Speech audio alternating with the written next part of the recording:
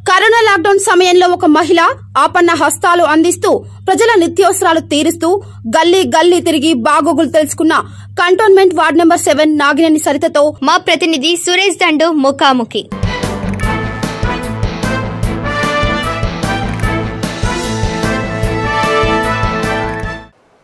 నమస్తే, విధును స్వాతం లక్ష్యం సమాజయుతం. లాక్డౌన్ పీరియడ్లో మహిళలు కూడా మేము సైతం ముందుకొచ్చి అందరికీ సహకరిస్తాం.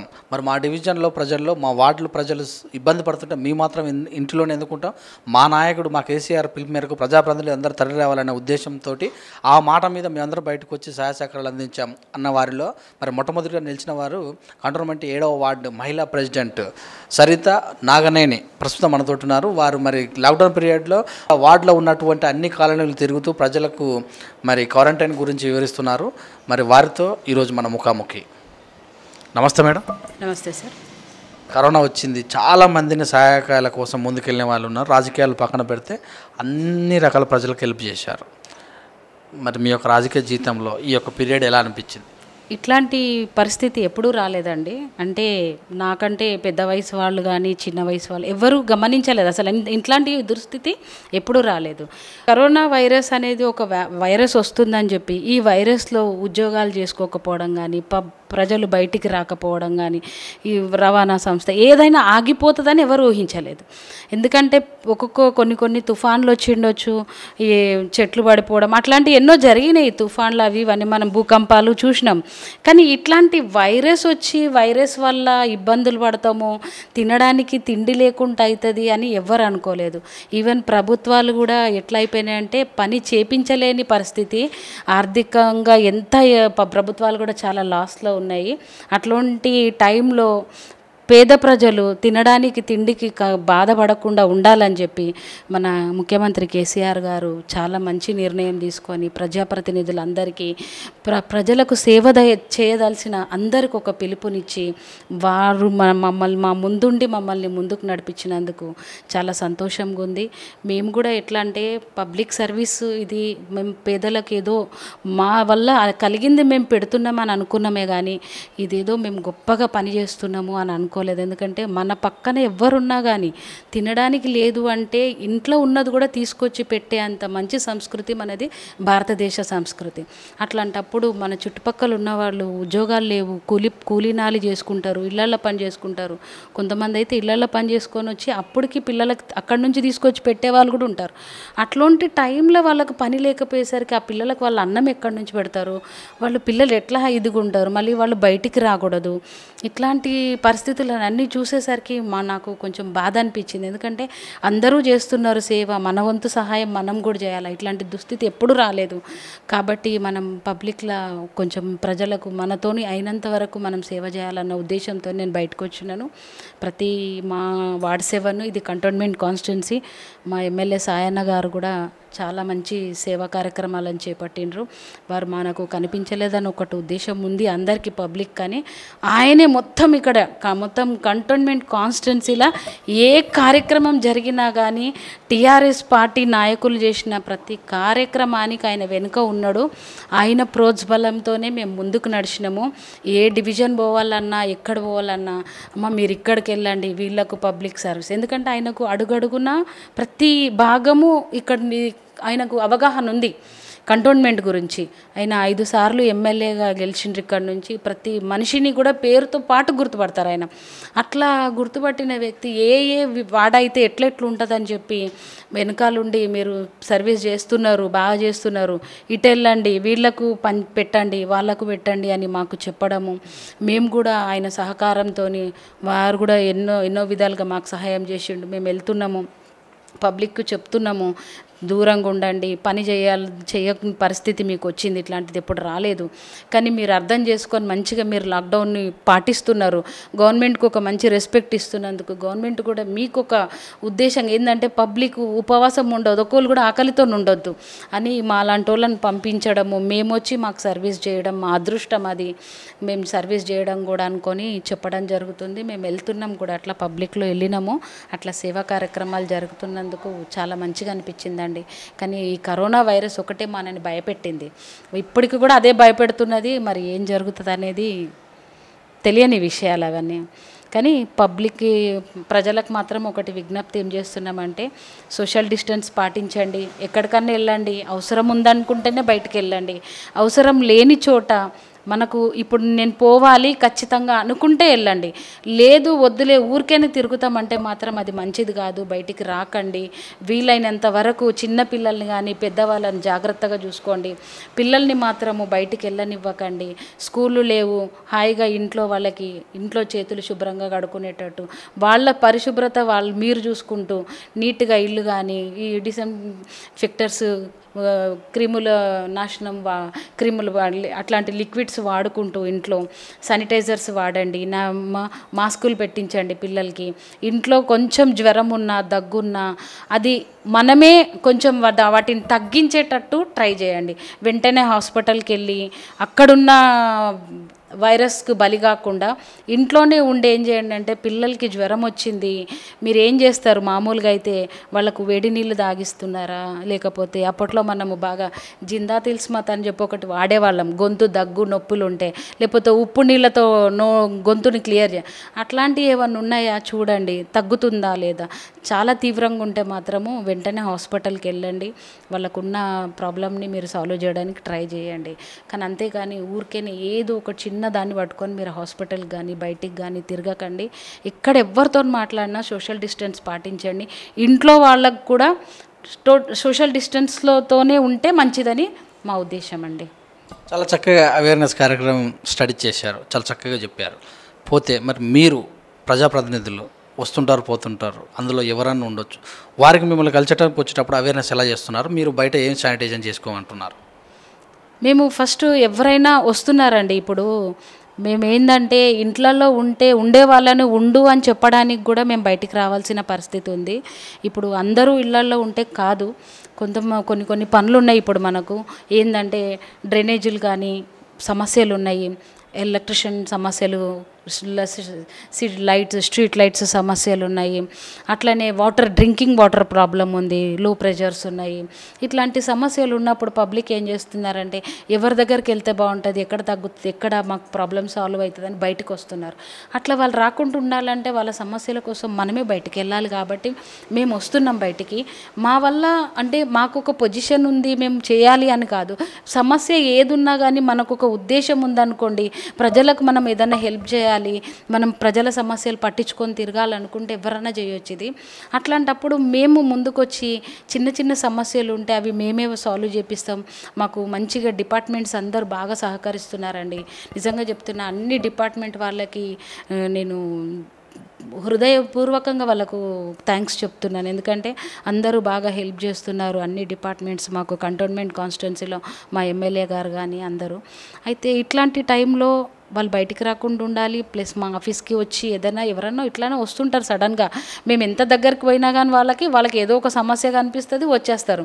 అమ్మ మరి ఎట్లా ఇది అని చెప్పి. అట్లాంటప్పుడు ఏం చేస్తున్నామంటే, అమ్మ మీరు దూరంగా ఉండండి, ప్లస్ శానిటైజర్ ఇగో మా దగ్గర ఉంది బాటిల్, ఫస్ట్ హ్యాండ్స్ శానిటైజ్ చేసుకోండి, మాస్క్ కంపల్సరీగా పెట్టుకోండి, కొంచెం డిస్టెన్స్లో కూర్చొని మాట్లాడండి, ఏముంది మీకు సమస్య, మాస్క్ వేసుకొని మాకు చెప్పండి, మేము వింటాము, మా వల్ల అయ్యింది, ఇంకా ఒక గంటలో చేస్తామా, రేపు చేస్తామా, వెళ్ళి చెప్తాము, పంపిస్తాము. కానీ వచ్చిన వాళ్ళందరినీ గుమిగూడనిస్తలేమండి ఇప్పుడైతే. ఎందుకంటే ఇంతకుముందు కొంచెం లాక్డౌన్ స్టార్టింగ్ పీరియడ్లో బాగానే జనాలు, ఎందుకంటే వాళ్ళకు ఒక ఆలోచన, ఇప్పుడు మేము లేటుగా పోతే మాకు ఈ నిత్యావసర వస్తువులు దొరుకుతాయో అన్న ఒక ఆత్రం కొద్దీ మేము ఎంత సోషల్ డిస్టెన్స్ చెప్పినా వాళ్ళు కొంచెం కేర్ తీసుకోలేదు.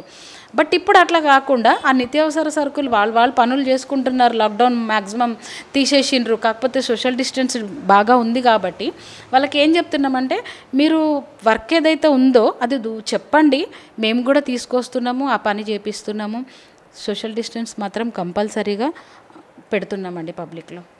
అయితే ఈ పీరియడ్లో, ఈ లాక్డౌన్ పీరియడ్లో మీ వార్డులో మరి ఎన్ని కాలనీలు టచ్ చేశారు? బాగా తిరిగినట్టు కూడా తెలుస్తుంది మాకు, మా రిపోర్టర్స్ కూడా చెప్పారు మేడం బాగా తిరిగారని. ఎంతవరకు తిరిగి ఉంటారు, ఎన్ని కాలనీలు కవర్ చేశారు? మ్యాక్సిమం అండి వార్డ్ 7లో ఉన్న స్లమ్స్ అన్నీ వెళ్ళినాను, కాలనీస్కి ఎక్కువ వెళ్ళలేదు, కానీ స్లమ్ములు మాత్రం అన్నీ తిరిగినాము. ఒక్కొక్క చోట వాళ్ళకి భోజన సదుపాయాలే కానీ అన్నపూర్ణ మీల్స్ అని చెప్పి మన స్టేట్ గవర్నమెంట్ పెట్టేది, మా సాయన్న గారు కంటోన్మెంట్ కాన్స్టిట్యున్సీలో యాక్చువల్లీ ఎక్కువ తెలంగాణ గవర్నమెంట్వి వర్తించవు, ఇక్కడి వరకు తేరు ఏవి కానీ. కానీ ఈసారి మాత్రము మా ఎమ్మెల్యే గారు అన్ని విధాలుగా, అంటే స్టేట్ గవర్నమెంట్ ఏదైతే జిహెచ్ఎంసీ పరిధిలో అమలు పరుస్తున్నదో ఆ అన్ని కార్యక్రమాలని మా కంటోన్మెంట్ కాన్స్టిట్యున్సీలో అమలు పరిచే విధంగా ఆయన చాలా శాయశక్తుల కృషి చేస్తున్నారు. అట్లాంటి వాటిలోనే డబుల్ బెడ్రూమ్ ఇండ్లే కానీ, ఈ అన్నపూర్ణ మీల్సే కానీ, షాదీ ముబారక్ కానీ, కళ్యాణ లక్ష్మి పథకాలు, ఫెన్షన్స్, ఆసరా ఫెన్షన్, ఇవన్నీ మా దగ్గర బాగా మొత్తం జిహెచ్ఎంసీలో ఎట్లా అమలు అవుతున్నాయో అట్లా అమలు అవుతున్నాయి మాకు. ఆ విధంగా వచ్చింది అన్నపూర్ణ మిల్స్. మా ఎమ్మెల్యే గారి కృషితోనే వార్డ్ 7లో కూడా అన్నపూర్ణ మిల్స్ స్టార్ట్ చేసినాం మేము. అది స్టార్ట్ చేసి కూడా ఒక 5 years అవుతుంది. అప్పటి నుంచి మేము రోజు అన్నం ఎవరికైతే అవసరం ఉందో, ఇప్పుడు ఇక్కడ ఒక సెంటర్ ఉంది, సెంటర్ దగ్గర మధ్యాహ్నం మీల్స్ పెట్టించినాము, నైట్ మీల్స్ ఉంది. ఎవరికైతే చాలా పేదవాళ్ళు ఉన్నారు వాళ్ళకి ఈరోజు నైట్ మీల్స్ పెడితే బాగుంటుంది అన్న ఉద్దేశంతో ఎక్కడెక్కడ అవసరం ఉందో అక్కడ నైట్ మీల్స్ పంపించినాము, వాళ్ళకు అన్నం పెట్టినాము. నిత్యావసర సరుకులు కావాలనిపించిన వాళ్ళకి నిత్యావసర సరుకులు.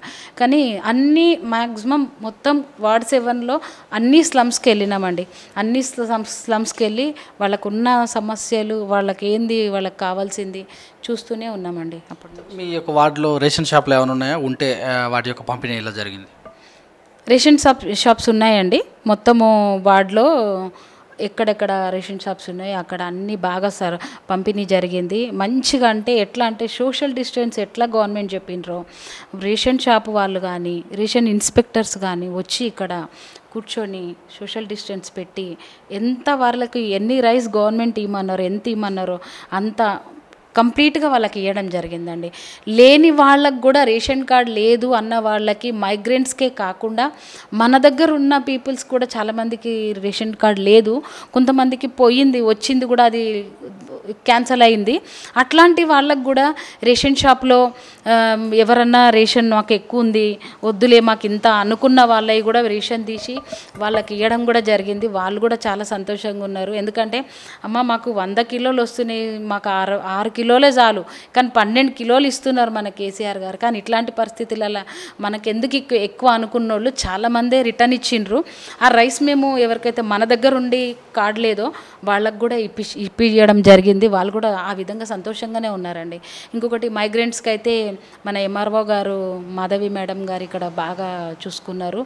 ఆమె అందరికీ 500 రూపీస్ కానీ, వాళ్ళకు 12 kgs రైస్ కానీ ఎప్పటికప్పుడు, అంటే గవర్నమెంట్ నుంచి ఎప్పుడైతే మనకు ఒక ఇది వచ్చిందో, ఇంటిమేషన్ వచ్చిందో ఇది మైగ్రెంట్స్కి ఇవ్వాలి అని చెప్పి ఇచ్చినామండి. అట్లనే మైగ్రెంట్స్ కూడా మా దగ్గర పెట్టినాము. వాళ్ళకు కూడా 2 పూటల భోజనం పెట్టినాము. కొంతమందికి ఇట్లా కాలినడకన వెళ్ళి వాళ్ళు అట్లా ఇబ్బందులు పడకుండా కూడా మా డివిజన్లో చూసుకున్నాం. అట్లా అన్నపూర్ణ మిల్స్ దానికి చాలా హెల్ప్ చేసింది. రోజు పెట్టినాము. కొంతమంది ట్రస్టీ వాళ్ళు కూడా పెట్టిండ్రు పాపం, రోజు వచ్చి అన్నం పెట్టడం వల్ల వాళ్ళు కొంచెం పర్వాలేదు. మా దగ్గర ఎక్కువ మైగ్రెంట్స్ ఈ వార్డ్ 7లో మాత్రం ఇబ్బంది పడలేదండి. అట్లా చూసుకున్నాం మేము ఇక్కడ. ఇప్పుడు రేషన్ బియ్యం అట్లా వలస కూలీలకు కూడా ప్రభుత్వం ఇచ్చింది. ఈ 2 వాళ్ళకు మీరు కూడా చాలా పంచినారని కూడా తెలుస్తుంది. ఏమేమి పంచారు? ఇప్పటివరకు ఎన్ని వందల మందికి పంచుంటారు? అవునండి, ఇప్పుడు రేషన్ కార్డు ఉన్నవాళ్ళు అంటున్నారు, లేని వాళ్ళు అంటున్నారు. ప్లస్ ఇంకోటి మిడిల్ క్లాస్ ఉద్యోగాలు చేసుకునే వాళ్ళు ఏమైందంటే వాళ్ళు బయటికి వెళ్ళి అడగని పరిస్థితి, నా ఇంట్లో ఉండి తినలేని పరిస్థితి, ఎట్లా అని చెప్పి చాలామంది ఇబ్బంది పడ్డారు. అట్లాంటి టైంలో మాకు అనిపించింది ఏంటంటే ఏదన్నా నిత్యావసర సరుకులు మేము ఇవ్వాల్సిన పని ఉంది. ఇప్పుడు గవర్నమెంట్ ఇచ్చే బియ్యం ఉన్న వాళ్ళు హ్యాపీనే, వాళ్ళు ఇచ్చిండ్రు, 1500 ఇచ్చిండ్రు, చాలా సంతోషం. వాళ్ళు నిత్యావసర సరుకులు కొనుక్కోవడం కానీ ఏంటంటే ఇంట్లోనే ఉండి తింటున్నారు కాబట్టి అది వాళ్ళు బాగానే ఊకున్నారు. కానీ మామూలుగా ఉద్యోగాలు చేసి బయటికి మేము పేదోళ్ళమని చెప్పకుండా, మేము గొప్పోళ్ళమని చెప్పుకోకుండా మిడిల్ క్లాస్ వాళ్ళు చాలా సఫర్ అయ్యారు. అట్లాంటి వాళ్ళని గమనించుకొని ఏదో ఒకటి మనం కూడా హెల్ప్ చేయాలి, వాళ్ళు అడగలేని పరిస్థితి అని చెప్పి మేము నిత్యావసర సరుకులు ఇవ్వనీకి కారణమే అదండి. కానీ గవర్నమెంట్ చాలా మంచి హెల్ప్ చేసింది. ఈ 12 కిలోల బియ్యం ఇచ్చేసరికి వాళ్ళు చాలా హ్యాపీ. పేదవాళ్ళు అయితే నాకు తెలిసి అన్నంకి ఆకలికి ఏడ్చిన వాళ్ళు లేరండి లాక్డౌన్లో. ఎందుకంటే అట్లా చూసుకున్నాం, ప్రభుత్వాలు అంత మంచిగా చూసుకున్నాయి. ప్లస్ ప్రజాప్రతినిధులు, మేమని కాదు, సేవా సంస్థల వాళ్ళు కూడా చాలామంది ఈవెన్ ఎందుకు వాళ్ళకు ఒక 10 మందికైనా మేము పెట్టాలన్న ఉద్దేశంతో బయటికి వచ్చినందువల్ల అందరూ హ్యాపీగానే పర్వాలేదండి, మంచిగానే ఉన్నారు. హ్యాపీ అంటే అది కూడా మనం చెప్పలేము, ఎందుకంటే ఈ కరోనా వైరస్తో ఎవరంతా సంతోషంగా ఉన్నారని. కానీ ఆకలికి అలమటించలేదని మాత్రము అర్థమైంది. ఎందుకంటే టైంకి పోటీ మిల్ల మళ్ళీ ఇంకొకటి, ఒక లీడర్ వచ్చిండ్రా ఇంకొకరు వెళ్ళాల్సిందే, ఇంకొకరు వచ్చిందా ఇంకొకరు వెళ్ళాల్సిందే, ఆ విధంగా ఇవ్వడం కూడా చాలా మంచిగా అనిపించిందండి. వాళ్ళకి మంచిగా ఉంది, మాకు మంచిగా ఉంది. ఈ వైరస్ అనేది మేము మర్చిపోయినాం కూడా, అట్లా అయిపోయింది అనమాట. అట్లా ఉంది. పోటీతత్వంలో మరి శానిటైజన్ ఇలాంటి డబ్బాలు పంచారా? మాస్కులు కూడా ఎన్ని పంచారు? ఇచ్చామండి. శానిటైజర్స్ కానీ మాస్కులు కానీ చాలామందికి ఇచ్చినాము. మాస్కులు వేసుకోవడమే కాదు, వేసుకోమని చెప్పడమే కాదు, ఇచ్చి చెప్తే బాగుంటుందని చెప్పి చాలామందికి డిస్ట్రిబ్యూషన్ చేసినాము. మళ్ళీ చాలా మట్టుకు శానిటైజేషన్ డిపార్ట్మెంట్ని పిలిచి స్ప్రేలు కొట్టించినాము. బస్తీ తిరిగినాము స్ప్రేలకు కూడా. ఎందుకంటే ఉంటారు వాళ్ళు, డిపార్ట్మెంట్ వాళ్ళు వర్క్ చేస్తున్నారు, వాళ్ళు మనం చెప్పాల్సిన అవసరం లేదు. కానీ ఏంటంటే మేము దగ్గరుండి చేయించడం వల్ల మా ఏరియా ఉన్న మనుషులకు ఒక సాటిస్ఫాక్షన్. అంటే అరే మా గల్లీకి కూడా వచ్చిండ్రు, మా ఇంటికి ముందుకు కూడా వచ్చిండ్రు, మాకు అయ్యింది, మాకు ఈ శానిటైజర్ మాకు కొట్టినారు అన్నట్టు. ఎందుకంటే డిపార్ట్మెంట్ వాళ్ళు చేస్తే ఏమనుకుంటారంటే ఏదో వచ్చిర్రు, వాళ్ళు వచ్చింది కూడా తెలియదు, వాళ్ళ ఇంటి ముందు చేసింది తెలియదు అన్నమాట. మేము పోతే ఏంటంటే వీళ్ళు వచ్చిండ్రు కాబట్టి మా ఇంటి ముందు జరిగింది, ఈ స్ప్రే చేసిండ్రు అన్న ఒక సాటిస్ఫాక్షన్ అంతే. కానీ వర్కర్స్ బాగా జాబ్ చేసిండ్రండి. వాళ్ళు ఎట్లా ప్రాణాలు కూడా వాళ్ళు లెక్క చేయకుండా, ఇంత భయంకరమైన వైరస్ ఉన్నాక కూడా ప్రతి ఏరియాకు ఇక్కడ వైరస్ వచ్చింది అంటే వాళ్ళే ఫస్ట్. శానిటైజర్ డిపార్ట్మెంట్ వాళ్ళు అందరేమో వైరస్ వచ్చిందంటే పక్క కూరుకుతుంటే, డిపార్ట్మెంట్ మాత్రం ముందుకొచ్చి ఆడ శానిటైజేషన్ చేయడము చాలా బాగుంది, మంచిగా అనిపిస్తుంది. వాళ్ళు ఇంత ఉద్యోగస్తులకు కూడా మనం నిజంగా చాలా అప్రిషియేట్ చేయాలా. మన గవర్నమెంట్ కూడా వాళ్ళని గుర్తించి వాళ్ళకు కొంచెం శాలరీ ఎక్కువ చేయడం కూడా, అంటే వేతనాలు కొంచెం ఎక్కువ ఇచ్చిండ్రు అందరికీ. అది చాలా సంతోషంగా ఉందండి, మంచిగా అనిపించింది. అట్లా మీ యొక్క వార్డులో మరి ఏమైనా అనుమానిత కేసెస్లు కానీ వచ్చిన సందర్భాలు ఏమైనా ఉన్నాయా? మా వార్డులో 1-2 వింటున్నామండి. ఇప్పుడు కేసెస్ వచ్చినాయి 1-2. కాకపోతే ఏంటంటే కంటోన్మెంట్ కాన్స్టిట్యున్సీలో స్టార్టింగ్ కేసు వచ్చింది మా దగ్గరనే. కానీ మా సికింద్రాబాద్ కంటోన్మెంట్ బోర్డు వాళ్ళు, శానిటైజేషన్ డిపార్ట్మెంట్ వాళ్ళు ఎంత బాగా పనిచేసిరంటే ఆ వైరస్ అక్కడి నుంచి అక్కడనే ఉరికిపోయింది, ఇంకా మళ్ళీ మా ఏరియాలకు రాలేదు. బట్ ఇప్పుడు ఈ లాక్డౌన్ ఎత్తేయడం వల్ల కొంచెం అందరు పబ్లిక్ బాగా బయటికి తిరగడం వల్ల ఈ ఎఫెక్ట్ ఉంది. అది కూడా ఒక 2-3 కేసులే మా దగ్గర ఉన్నాయని వినిపిస్తుంది. అవి కూడా వాళ్ళని క్వారంటైన్లో పెట్టడము, వాళ్ళ ఇంట్లో వాళ్ళని కూడా క్వారంటైన్ పెట్టి మా వాళ్ళే వాళ్ళకి ఏమైనా కావాల్సిన వస్తువులు ఇస్తున్నారు. అట్లా ఎక్కువ ప్రబలకుండా మాత్రం జాగ్రత్త పడుతున్నారు మా కంటోన్మెంట్ బోర్డు వాళ్ళండి. మీరు ఇచ్చినటువంటి సరుకులలో బియ్యము ఏమేమి ఇచ్చారు? ఇచ్చామండి. బియ్యము ఒక్కటే ఇస్తే బాగుండదు, ఎందుకంటే తినడానికి కష్టపడుతున్నారు కాబట్టి. నిత్యావసర సరుకులు అంటే అందులో నూనె కానీ, కారం కానీ, పసుపు కానీ, చింతపండు కానీ, ఉప్పు కానీ, ఇట్లా మళ్ళీ కందిపప్పు కానీ, పిండి, ఉల్లిగడ్డలు, వెజిటేబుల్స్, ఇట్లా అన్నీ ఎక్కడెక్కడ ఎట్లెట్లా అవసరం అనుకుంటే అక్కడక్కడ ఆ ప్రాంతాలలో వాళ్ళకి ఆ విధంగా ఇచ్చినామండి. ఒక్కొక్కరి దగ్గర పోయినాం సింపుల్గా, ఒక్కొక్కరి దగ్గర మాత్రము వీళ్ళకి ఇవి కావాలి అంటే అన్ని విధాలుగా ఇచ్చిన సందర్భాలు ఉన్నాయండి మాకు. ఎందుకంటే మీరు చాలా చక్కగా ఒక మహిళలు బయటకు రావడం కష్టం, అలాంటిది మీరు ఈ సమయంలో బయటకు వచ్చి అందరికి హెల్ప్ చేశారు. అసలు మీరు రాజకీయంలోకి ఎందుకు వచ్చారు? ఫస్ట్ ఎక్కడ మీ రాజకీయ జీవితం? సరే, ఇది ఇప్పుడు నేను రాజకీయము అనుకొని రాలేదండి. యాక్చువల్లీ నేను తెలంగాణ జాగృతి మా కవితక్కని చూసి, ఆమె స్ఫూర్తి మాకు. ఎందుకంటే నిజంగా డైనమిక్ లేడీ ఆమె. ఇక్కడ ఏం మాట్లాడినా ఆమెను చూస్తూ ఉండిపోయేంత అభిమానం మాకు. ఆమెను చూసే నేను ఈ పబ్లిక్ సర్వీస్ కానీ, పొలిటికల్ అని కానీ వచ్చినాను. యాక్చువల్లీ నేను ఫస్ట్ జాయిన్ అయింది ఎన్జిఓలోనే, మాది తెలంగాణ జాగృతి సంస్థ నుంచి. అక్కగారు ఎలక్షన్కి ముందు నేను తెలంగాణ జాగృతిలో జాయిన్ అయినాను.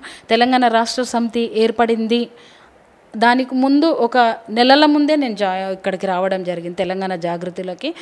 నేను జాగృతిలోకి వచ్చిన తర్వాతనే మన తెలంగాణ రాష్ట్ర సమితి వచ్చింది, మనకు తెలంగాణ ఆవిర్భావం వచ్చింది. ఆ తర్వాత ఎలక్షన్లో పనిచేసినాం మేము, అక్కగారికి కూడా పనిచేసినాము. నిజామాబాద్కి వెళ్ళినాము.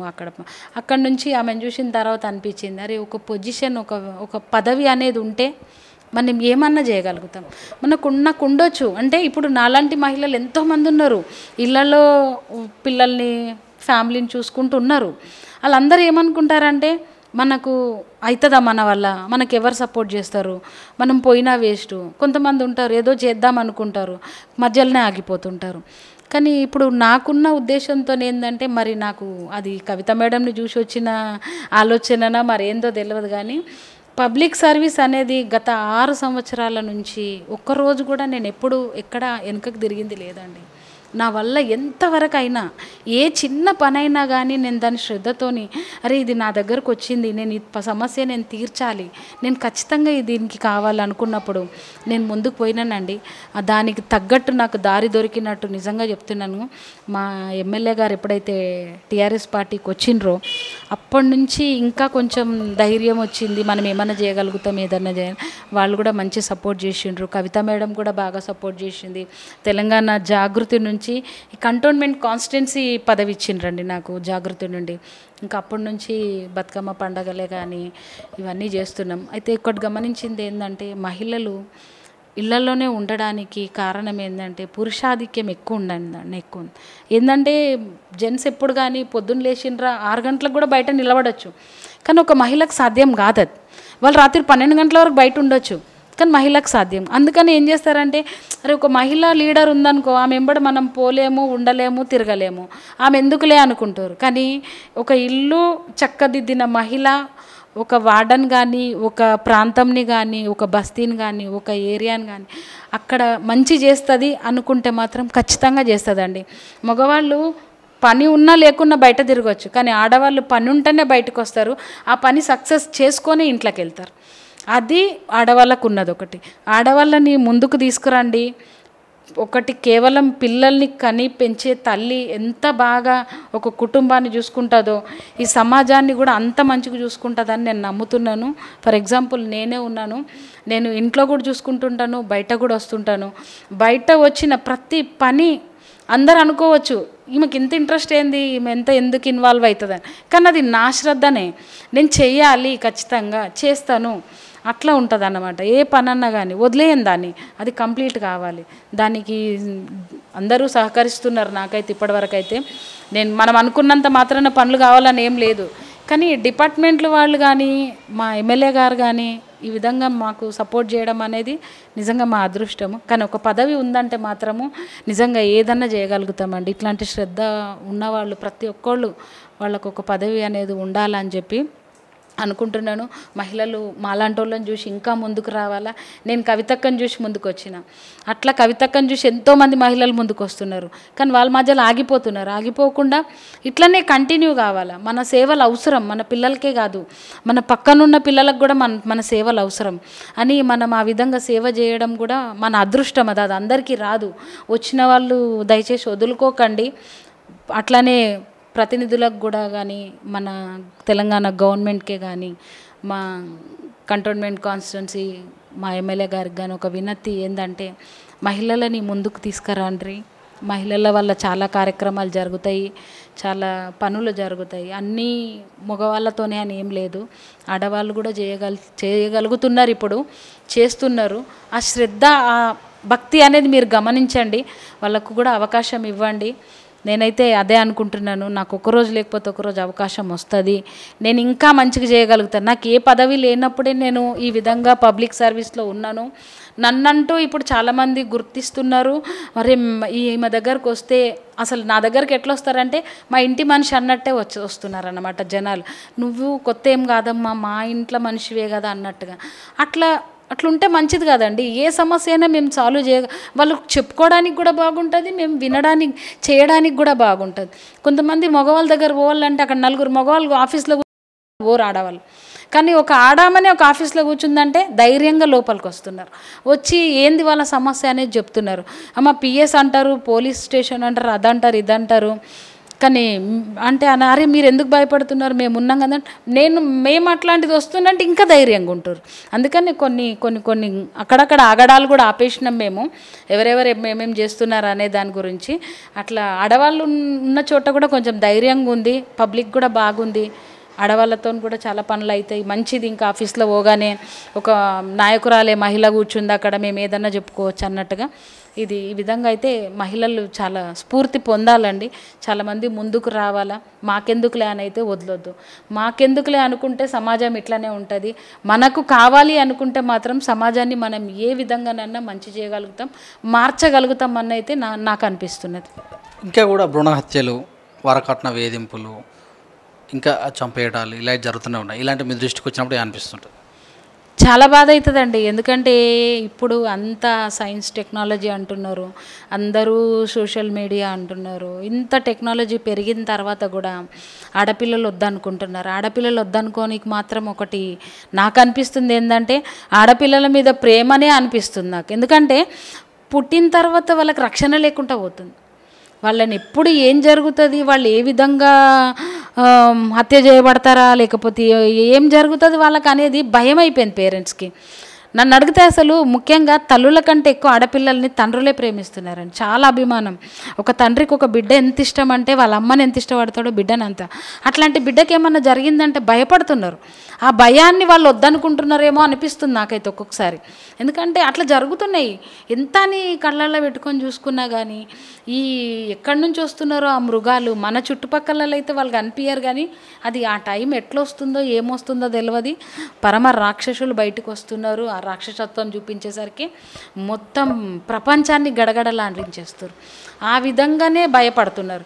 ఇంకొకటి ఏంటంటే ఈ వరకట్నం అన్నారు కదా మీరు. ఇప్పుడు వరకట్నం నిజంగా అండి, ఇంత చదువుకొని ఆడపిల్లలు అందరు ఉద్యోగాలు చేస్తున్నారు మ్యాక్సిమం. అప్పట్లో మాలా కాదు, మేము ఇంట్లో ఉన్నామా ఉద్యోగం, మేము చదువుకున్నా కానీ మాకు పెళ్ళిళ్ళు చేస్తే వచ్చి ఇంట్లో ఉన్నాం అత్తగారి. కానీ ఇప్పుడు అట్లా కాదు, అత్తవారింటికి వచ్చినాక కూడా ఉద్యోగం. వాళ్ళను కూడా వరకట్నాలని వేధిస్తున్నారంటే ఇంకా మనం ఎట్లా చేయగలుగుతామండి? అసలు సమాజంలో ఏం జరుగుతుందో అర్థం అవ్వట్లేదు. కానీ కొంతమంది మారాల్సిన అవసరం ఉంది. పెద్ద మనుషులు, ఆడవాళ్ళే కానీ మగవాళ్ళే కానీ ఈ వరకట్నాలు అనేది వాళ్ళు తీసేసుకున్నారనుకోండి, ఇట్లాంటి సమస్యలు రావండి. దానికి మెయిన్ కారణము కుటుంబ సభ్యులు, పెద్దవాళ్ళే.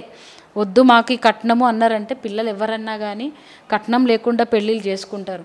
అదే పెద్దవాళ్ళు ప్రోత్సహించి కట్నం కావాలి అంటే మాత్రం వాళ్ళకి ఆశ కలుగుతుంది. ఆ కట్నము వద్దు అనుకున్నది పెద్దవాళ్ళ నుంచే రావాలి. కాబట్టి పెద్దవాళ్ళు అయితే దీన్ని కొంచెం ఖండించాల్సిందే. వద్దు వరకట్నం మనకు వద్దు అనుకుంటే అది అక్కడి నుంచి ఆగిపోతుందని నా ఉద్దేశం అండి. కొంచెం బాధ కలిగించే విషయం ఏంటంటే ఈ మధ్యకాలంలో అమ్మాయిలందరూ కూడా ప్రియుడు మోసం చేయడం చేత ఇంటి ముందర ధర్నాలు చేస్తున్నారు. ఇలాంటివి మీ దృష్టికి వచ్చినప్పుడు, ఒకవేళ ఇలాంటి సంఘటనలు మీరు ఒక మహిళా ప్రెసిడెంట్గా మీ డివిజన్లో మీ యొక్క వార్డులో జరిగితే ఎలా పరిష్కరిస్తారు? అదైతే చాలా జరుగుతున్నాయండి. ఇప్పుడు చాలా చిన్న పిల్లలు, టీనేజర్స్ ఎక్కువ దీనికి లోన్ అవుతున్నారు. చదువుతున్నారు, కాలేజీలని పంపిస్తే ఇది ఎక్కడ పరిచయాలు అవుతున్నాయి ఏమవుతున్నాయో తెలియదు. కానీ ఈ ప్రేమలు అంటారు, వాళ్ళతో వెళ్ళిపోవడాలు అంటారు, మళ్ళీ వాళ్ళు వదిలేసిపోతే దానికి సఫరు, మళ్ళీ తల్లిదండ్రులు ఇబ్బంది పడుతున్నారు, కుటుంబాలు కొన్ని కొన్ని కొన్ని కుటుంబాలు బాధపడుతున్నాయి. ఇది ఎట్లా అంటే సమస్య వచ్చినప్పుడు చాలా బాధ అనిపిస్తుంది.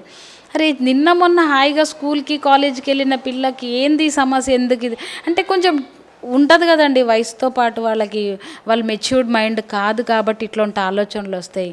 కానీ అట్లాంటి ఆలోచనలని మనం ఏం చేయగలుగుతున్నాము? పిల్లల్ని కంట్రోల్ అనుకుంటున్నాము, చేస్తున్నాం కూడా. కానీ ఈ సోషల్ మీడియానా మరి సినిమా ఇండస్ట్రీ ప్రభావమా ఏందో కానీ మొత్తం మీద అయితే పిల్లలకి ప్రేమ పట్ల చాలా తల్లిదండ్రులు నమ్ముతలేరు కానీ ఒక ప్రియుడాన్ని నమ్ముతున్నారు. ఆడికి ఏం తెలియదు, చిన్న వయసే మోసము ఇక్కడ మళ్ళీ జరిగేది. ఏదో అనుకుంటున్నారు, ఏదో జరుగుతుంది. కానీ ఇట్లాంటి మా దృష్టికి వస్తే మాత్రం మేము బాగా ఇది చేస్తున్నామండి. మైనర్ పిల్లలైతే దాన్ని అక్కడికక్కడ ఖండించి వాళ్ళకు మంచి భవిష్యత్తు చూపిస్తున్నాము. ఆల్రెడీ ఇట్లాంటి 2-3 చేసినాం కూడా మేము. మైనర్లను బలి కాకుండా ఇట్లా వద్దు ధర్నాలని అవ్వని ఇవని. మేజర్లు అయితే వాళ్ళకున్న నాలెడ్జ్ ఉన్నది, దానికి మేము సపోర్ట్ చేస్తున్నాము.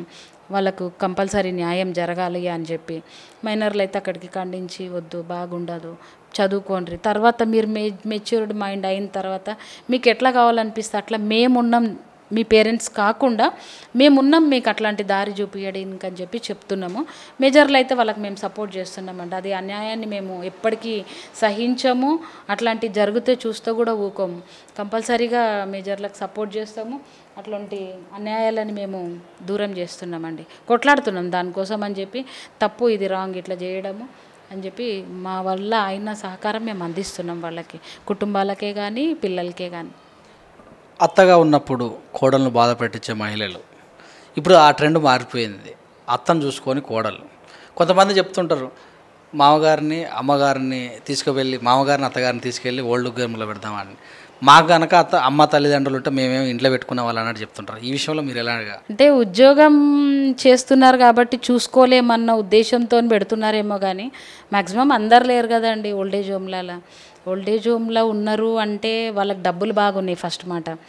ఎందుకంటే పెట్టాలంటే ఊరికేనే ఎవరైతే ఓల్డేజ్ హోమ్లో పెడతలేరు కదా, అక్కడ కూడా వాళ్ళు నెలకి 20-25 వేలు వాళ్ళకి కట్టుకుంటా పెడుతున్నారు ఉద్యోగాలకనేమో. కానీ ఎంతైనా కానీ అదే సేవ మనం ఇంట్లో చేసుకోవచ్చు. ఎంత బయట బిజీగా ఉన్నా కానీ పిల్లల్ని వదులుకోము కదండి. ఇప్పుడు మన చిన్న పిల్లలు ఉంటారు, క్రష్ పంపిస్తాం, మళ్ళీ తీసుకొస్తాం, టైంకి తెచ్చుకుంటాం, మనం వాళ్ళ ఆలన పాలన మనమే చూసుకుంటాం. ఈ పెద్దవాళ్ళు కాబట్టి వాళ్ళకు అన్ని అవసరాలు మనమే తీర్చాలని లేదు, కొన్ని వాళ్ళు కూడా చేసుకుంటారు.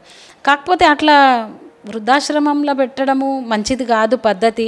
అప్పటి నుంచి మన దగ్గర ఉన్నాయా, ఇప్పుడు డబ్బులు ఎక్కువ ఇవన్నీ చేస్తున్నారు. కానీ అప్పటి నుంచి ఎంత పెద్దవాళ్ళు ఇంట్లో ఉంటే అంటుండే అప్పుడు ఏమని, ఒక రాగి చెట్టు ఇంటి ముందున్న ఒక ఇంట్లో పెద్ద మనిషి ఉన్న ఇల్లు బాగుంటుందని. ఆ సిద్ధాంతాలన్నీ ఇప్పుడు మళ్ళీ రిపీట్ చేసుకోవాలండి. ఒకరిని చూసి ఒకళ్ళుకే ఓల్డ్ ఏజ్ హోమ్లని అవి అని ఇవన్నీ పోవద్దు. పోయి మనము అక్కడ చేసేది ఏం లేదు. అక్కడ కూడా మనలాంటి ఒక ఆడ మనిషో మగ మనిషో వచ్చి సేవ చేస్తేనే వాళ్ళకి అవుతుంది. కానీ అదేదో మనం ఎందుకు చేసుకోకూడదు? మన పిల్లలు ఉన్నారు, మన పిల్లల్ని మనం ఎట్లా చూసుకుంటున్నాం, తల్లిదండ్రులు కూడా అంతే ఇంపార్టెంట్. అత్తమామలు అంటారా కొంతమందికి ఉంటుండొచ్చు, ఏదో వాళ్ళ ఏజ్లో ఇట్లా చేసిండ్రు అట్లా చేసిండ్రు, ఇప్పుడు మేము ఎందుకు చూస్తాం వాళ్ళనని. కానీ మర్చిపోవాలండి, అన్నీ మర్చిపోయి ముందుకు పోవడమే జీవితము. అంతేగాని మనసులో పెట్టుకొని సాధించని వాళ్ళకేమన్నా వయసు ఉంటుందా ఏమన్నా? పాపం వయసు అయిపోయినాక వాళ్ళని ఇబ్బంది పెట్టడం మాత్రం అది సమంజసం కాదు. అట్లాంటి లెక్కలు చెయ్యొద్దు కూడా. ఉంటుంది, కోపాలు ఉన్నాయి అనుకుంటారు అవి ఇవి అని, కానీ అది తప్పది. కానీ పిల్లల్ని ఎట్లా చూస్తామో పెద్దోళ్ళని కూడా అట్లా చూసుకుంటే మనకు మంచిదేనండి. కోపం ఉన్నా ఏది ఉన్నా కానీ మన పిల్లలు ఎంతనో మన తల్లిదండ్రులు కూడా అంతే. రేపు మనకు అట్లాంటి పరిస్థితి రావద్దంటే మాత్రం మనం మన పిల్లలకు నేర్పించాల్సింది ఏంటంటే ఫస్ట్ ఇంట్లో ఉన్న నాయనమ్మన తాతన అమ్మమ్మన తాతన వాళ్ళని మంచిగా చూసుకోవాలా. మీరు ఏం తింటారో అదే పెట్టండి, మీరు ఎట్లా ఉంటారో అట్లానే ఉంచండి. సపరేట్గా వాళ్ళకి ఏమొద్దు. కాకపోతే మెడికేషన్లు ఉన్న వాళ్ళకి మాత్రము మందులు అవి ఇవన్నీ అవసరం ఉంటాయి. అదే నిత్యావసరం మనం ఇంట్లో బియ్యం లేకుండా తెచ్చుకోమా, అట్లనే వాళ్ళకు కూడా అదే అన్నం పెడుతున్నాం అన్నట్టుగా వాళ్ళకి మందులు గిట్లా ఇప్పియాలా, మంచిగా చూసుకోవాలా. వాళ్ళు లేనప్పుడు బాధపడకంటే ఉన్నప్పుడు మంచిగా చూసుకోవడమే మంచిదండి. నాకైతే అట్లానే అనిపిస్తుంది. నేను చెప్పేది కూడా అదే. దయచేసి ఆ ఓల్డ్ ఏజ్ హోమ్లకు దీంట్లోకి పెద్ద మనుషులను తీసుకుపోకండి. వాళ్ళు అక్కడ బాధ, వాళ్ళు తిన్నా తినకపోయినా పిల్లల్ని చూస్తే వాళ్ళు సంతోషంగా ఉంటున్నారు. అక్కడ పోయి ఏదో వాళ్ళు టైంకి మంచిగా పెడుతున్నారు, వాళ్ళు మంచిగా చూసుకుంటున్నారు, మంచిగా స్నానాలు నీట్గా పెడుతున్నారు, అదంతా వద్దు. వాళ్ళకి ఇక్కడ ఉండి మీరు నిత్యావసరంగా రోజుగా ఏది చేయకపోయినా మిమ్మల్ని చూసుకుంటూ ఉండే వాళ్ళు కూడా చాలామంది తల్లిదండ్రులు సాటిస్ఫాక్షన్తో ఉంటారు. పిల్లలు ఎదురుగున్నారా చాలు అన్నట్టుగా వాళ్ళకి పిల్లలు ఎదురుగుంటే పండగ చేసుకున్నట్టు. వాళ్ళని బాధ పెట్టకండి, పెద్ద మనుషులని మంచిగా ఇంట్లో పెట్టుకోండి. స్పెషల్గా ట్రీట్మెంట్ చేయకున్నా, వాళ్ళకి స్పెషల్గా మర్యాదలు చేయకపోయినా మామూలుగా మనం ఎట్లుంటామో అట్లనే చూసుకున్నా సరే, కానీ పెద్ద మనుషులను మాత్రం బయటికి పంపించకండి. అది మంచిది కాదు సమాజానికి. మనం మన న్యూ జనరేషన్కి ఇచ్చే సందేశం కాదని నాకు అనిపిస్తుందండి. ఒక మహిళను పురుషుణ్ణి మీకంటే మీ కొడుకు మీ కూతురుని ఇద్దరు సమానంగా పెంచుతున్నారా? కంపల్సరీ అండి. నేను మహిళను కాబట్టి బయట నేను ఏమేమి చూస్తున్నానో అది నా బిడ్డ ఉండొద్దు. ఎందుకంటే నేను ఫస్ట్ నా కూతుర్ని రెస్పెక్ట్ చేస్తేనే నేను ఇంకొక కూతుర్ని రెస్పెక్ట్ చేయగలుగుతాను. నన్ను నేను మర్యాద ఇచ్చుకుంటున్నాను కాబట్టే నేను ఇంకొక మహిళకు మర్యాద ఇవ్వగలుగుతున్నాను. నా శక్తి ఏందని నేను గమనించిన కాబట్టి ఎదుటి మహిళ శక్తిని కూడా నేను గమనించుకోగలుగుతాను. అందుకని ఎవరైనా కానీ చెప్తున్నాను, అమ్మ అత్త సమానము. మనము అమ్మకి రోజు పోయి కలిసి పెద్దగా ఆమెని రోజు కౌగిలించుకొని ఆమెతో కూర్చొని మాట్లాడింది లేదు. అట్లనే అత్త కూడా అట్లనే. కాకపోతే అనేవాళ్ళు అమ్మ కూడా అంటుంది, అత్త కూడా అంటుంది. కొన్ని మనసులు ఉంటాయి, కొన్ని పక్కకు ఉంటాయి. కానీ కూతురు విషయంలో అట్లా కాదు. కూతురు ఎట్లా అంటే అనాల్సింది ఏదున్నా మనమే అంటాం, ఆమె అనే పొజిషన్లో ఉండదు. అట్లా అని చెప్పి అన్నీ అనం. మగపిల్లలతో సమానంగా అంటే ఈ రాత్రి 12 గంటలకు బయటికి పోనీయకపోవచ్చు నేను, కానీ వాళ్ళతో సమానంగానే చూస్తానండి. ఇంకా నా కూతుర్ని కూర్చోబెట్టి ఇంకా నా కొడుకులకు పని చెప్తా, కానీ నా కూతురికి మాత్రం అంతే. ఎందుకంటే చెప్పలేం, చిన్నపిల్ల, అన్నలు ఉన్నారు పెద్దోళ్ళు, మీరు చేయండి బా, ఎందుకు చిన్నపిల్లకి చెప్తారు అంటాను. వాళ్ళు కూడా అట్లానే చూసుకుంటారు చెల్లెల్ని కూడా. ఎందుకంటే ఒక మహిళను గౌరవించడం నేనే నేర్పియాలి ముందుగా నా కొడుకులకి. అప్పుడైతేనే తల్లిని గౌరవిస్తే రేపు భార్యను గౌరవించవచ్చు, చెల్లెని గౌరవిస్తే రేపు సమాజాన్ని మహిళలను గౌరవించవచ్చు. అందుకని అట్లనే అని చెప్పి ఎప్పుడు కానీ మగపిల్లలతో సమానంగానే చూస్తా. వాళ్ళకి ఏమైతే అంటే ఇప్పుడు చిన్నది కాబట్టి ఇంత వాళ్ళతో ఈక్వల్గా రాలేదు, కానీ ఎప్పుడు ఆడపిల్ల అని చెప్పి నువ్వు ఇంట్లోనే ఉండు, నువ్వు ఇది చేయకు అది చేయకు అని మాత్రం చెప్పానండి.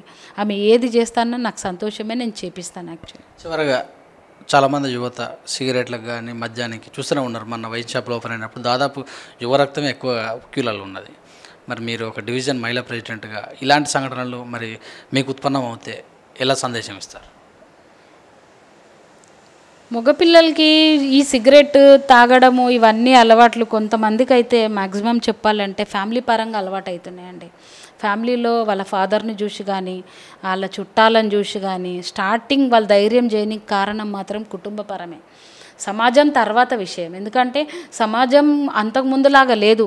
అప్పట్లో ప్రతి ఒక్కడు చేతిలో సిగరెట్ పట్టుకొని తిరిగేవాళ్ళు, మద్యం బాటలు పట్టుకొని బయట కూర్చొని తాగేవాళ్ళు. ఇప్పుడు అట్లుందా? కాదు. గవర్నమెంట్ చేసిన స్ట్రిక్ట్ రూల్స్ ప్రకారము ఇది మద్య నిషేధం కానీ బహిరంగంగా చేయొద్దు, ఈవెన్ స్మోక్ కూడా బహిరంగంగా చేయొద్దని చట్టాలు చాలా సీరియస్గా తీసుకురావడం వల్ల అట్లాంటివి జరగట్లేదు. కానీ కుటుంబంలో ఉన్న అలవాట్ల ప్రకారము మా పెద్దోళ్ళే తాగుతున్నారు, మా పెద్దోళ్ళు బాగానే ఉన్నారు, వాళ్ళు ఏం చచ్చిపోతలేరు, వాళ్ళకేం క్యాన్సర్లు వస్తలేవు అని ధైర్యం చేయడమే తప్పితే అందరూ దీనికి అలవాటు పడతలేరండి. ఇప్పుడున్న జనరేషన్ మాత్రము చాలా మట్టుకు స్మోకింగ్కు అవాయిడ్ చేసిరని నేను అనుకుంటున్నాను.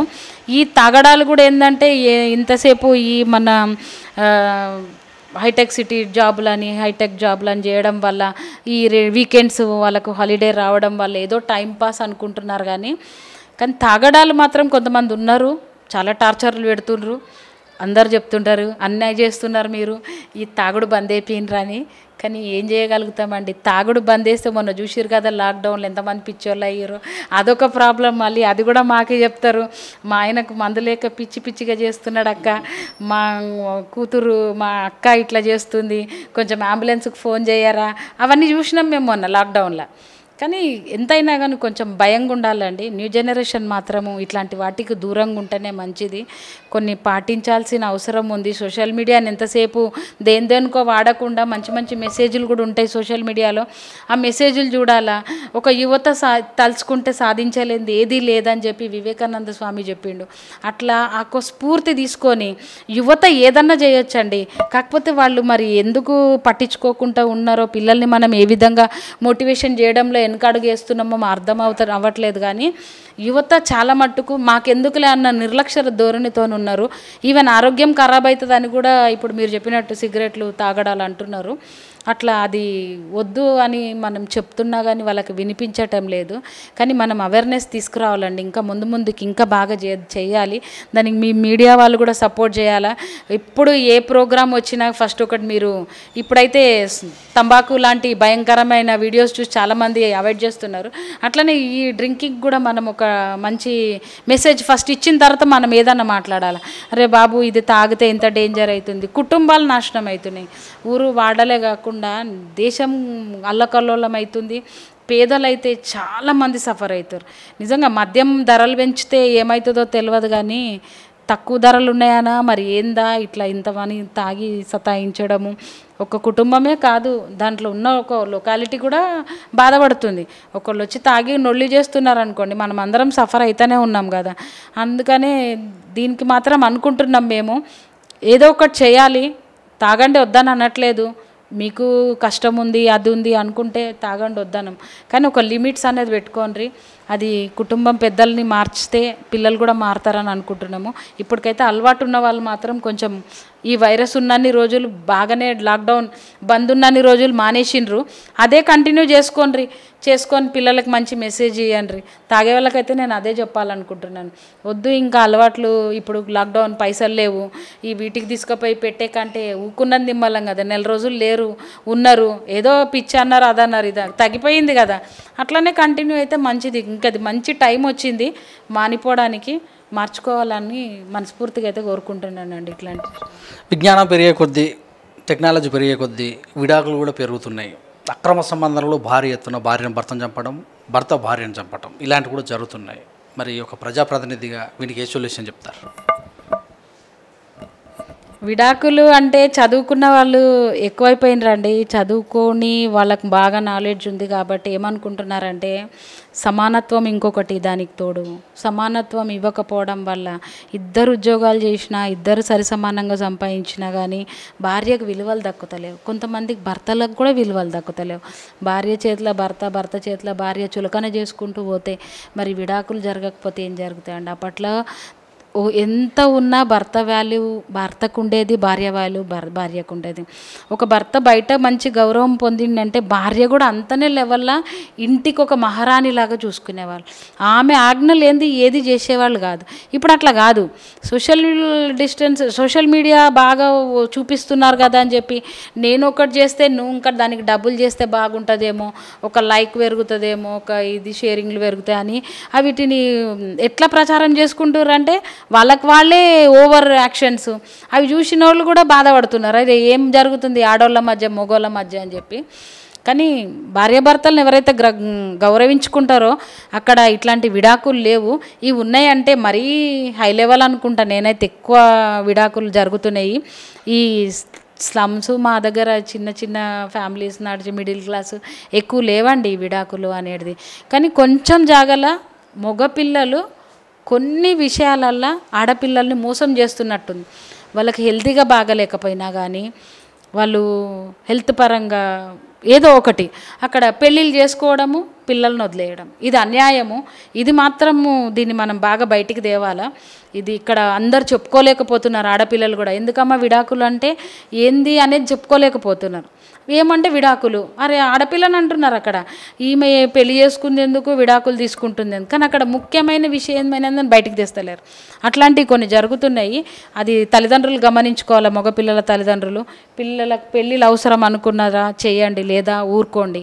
కానీ అంతేగాని ఏదో మన సమాజం కోసం అని చెప్పి, కులం కోసం అని చెప్పి, మన చుట్టాల కోసం అని చెప్పి పెళ్ళిళ్ళు చేయడము, అవి విడాకులు.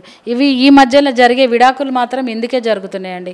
గొడవలు అవి ఇవి లేదు, అంత టైం లేదు ఎవరికి. గొడవలు పెట్టుకుంటలేరు, ఎవరు పని వాళ్ళు చేసుకుంటున్నారు. ఇప్పట్లో ఉన్న వాళ్ళు అందరూ అన్యోన్యంగానే మామూలుగా ఎక్కడో ఒక చోట జరుగుతున్నాయి. కానీ ఇట్లాంటి పెళ్ళిళ్ళు జరిగితే మాత్రం కంపల్సరీగా విడాకులు అవుతున్నాయి. ఇక దానికి మనము పేరెంట్సే చూసుకోవాలి, అది పిల్లలది ఏం ఎట్లుంది ఏందనేది. అది. Thank you madam, thank you very much. Thank you అండి. మీ V3 ఛానల్ వాళ్ళకి చాలా చాలా థ్యాంక్స్. చాలా మంచిగా ఇంటర్వ్యూ చేసిండ్రు. నా వల్ల ఏ చిన్న మెసేజ్ ఎవరి హృదయాన్ని తాకినా కానీ, వాళ్ళలో చేంజ్ వచ్చినా కానీ మీ V3 ఛానల్ ద్వారానే అని నేను అనుకుంటాను. ఎందుకంటే మనసులోని మాటలు చెప్పుకోవాలి, అది 10 మందికి తెలియాలి అంటే మీలాంటి వాళ్ళు మాకు సహకరించాలి. ఎంతో అభిమానంతో మీరు మా వార్డ్ 7కి వచ్చి నన్ను ఇంటర్వ్యూ చేయడం చాలా సంతోషంగా ఉంది. మీ ఛానల్ మొత్తం టీంకి హృదయపూర్వక ధన్యవాదాలు తెలియజేస్తున్నా. చాలా థ్యాంక్స్. Thank you madam. మరి కంటోన్మెంట్ వార్డ్ నెంబర్ 7 మహిళా ప్రెసిడెంట్ నాగినేని సరిత గారు చెప్పినటువంటి విషయాలు, లాక్డౌన్లో చేసిన సహాయ సహకారాలు, మరి మహిళలపైన జరుగుతున్నటువంటి వాటన్నిటిని కూడా కూలంకషంగా చర్చించారు. చక్కటి మెసేజ్ కూడా ఇచ్చారు. మనందరం చూసి కామెంట్, షేర్, లైక్ చేసి ఆమె యొక్క మెసేజ్ని అందరికీ ఫార్వర్డ్ అయ్యే విధంగా చూద్దాం. చూస్తారండి V3 న్యూస్, లక్ష్యం సమాజం. కెమెరామెన్ రవితో మీ సురేష్ దండు.